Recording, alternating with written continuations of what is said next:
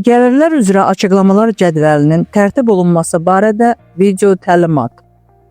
Gəlirlər üzrə açıqlamalar cədvəli, mənfəət və ya zərər və digər məcmu gəlir haqqında hesabatın IFRS 15 standartı əsasında tanınmış olan əsas əməliyyat gəlirləri və digər müvafiq standartların tələblərinə uyğun olaraq tanınan sair əməliyyat gəlirləri, fəaliyyətin dayandırılmasından yaranan gəlirlər, maliyyə gəlirləri maddələrində göstərilmiş məbləğlərin detallı şəkildə açılışını özündə əks etdirir. Gəlirlər üzrə açıqlamalar cədvəlinin 3-cü sütununda hesabat dövrü üzrə müvafiq gəlir maddələri, 4-cü sütunda isə eyni maddələr üzrə əvvəlki hesabat ili göstəricilər əks etdirilir. Gəlirlər üzrə açıqlamalar cədvəlinin əsas əməliyyat gəlirləri, mal və məhsulların satışı, xidmətlərin göstərilməsi üzrə gəlir, işlərin görülməsi üzrə gəlir, bununla yanaşı tikinti müqavilələri üzrə gəlirlər, royalty gəliri, əməliyyat icarəsi üzrə gəlir, digər əsas əməliyyat gəlirlərindən ibarətdir. Həmçinin əsas əməliyyat gəlirlərinin cəmi müəyyən edilən zaman mənfi ədədlə göstərilən satılmış malların qaytarılması və verilmiş güzəştlər nəzərə alınmalıdır.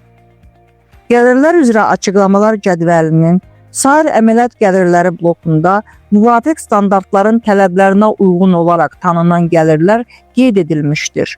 Məsələn, İAS 16 standartının tələblərinə görə hər hansı bir avadanlığın satışından yaranan gəlir, torpaq, tikili avadanlıqların və digər uzun müddətli aktivlərin satışından gəlirlər sətrində əks etdirilir. Digər misal, İAS 2 standartının tələbinə uyğun olaraq əvvəlki dövrdə hər hansı ehtiyat sinifi üzrə qiymətdən düşmə nəticəsində yaranan xərcin bərpasından gəlirlər, silinmiş ehtiyatların bərpası sətrində əks etdirilir.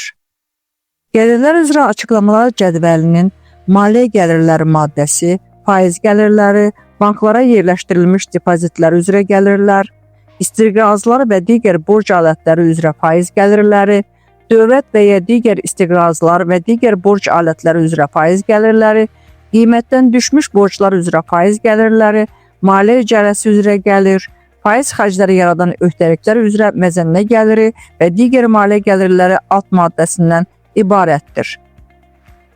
Düzgün doldurulmuş gəlirlər üzrə açıqlamalar cədvəlində əsas əməliyyat gəlirləri, sair əməliyyat gəlirləri, maliyyə fəaliyyətindən gəlirlər blokunda əks etdirilən cəmi məbləğlər, mənfəət və ya zərər haqqında hesabatın müvafiq sətirlərindəki cəmi məbləğlərə eyni olmalıdır. Gəlirlər üzrə açıqlamalar cədvəli müvafiq mənfəət və ya zərər və digər məcmu gəlir haqqında hesabatla eyni zamanda, yəni hər rüb bitdikdən sonra müvafiq olaraq aprel ayının 20-sinədək, iyul ayının 20-sinədək, oktyabr ayının 20-sinədək və növbəti ilin yanvar ayının 20-sinədək Maliyyə Nazirliyinə təqdim olunur.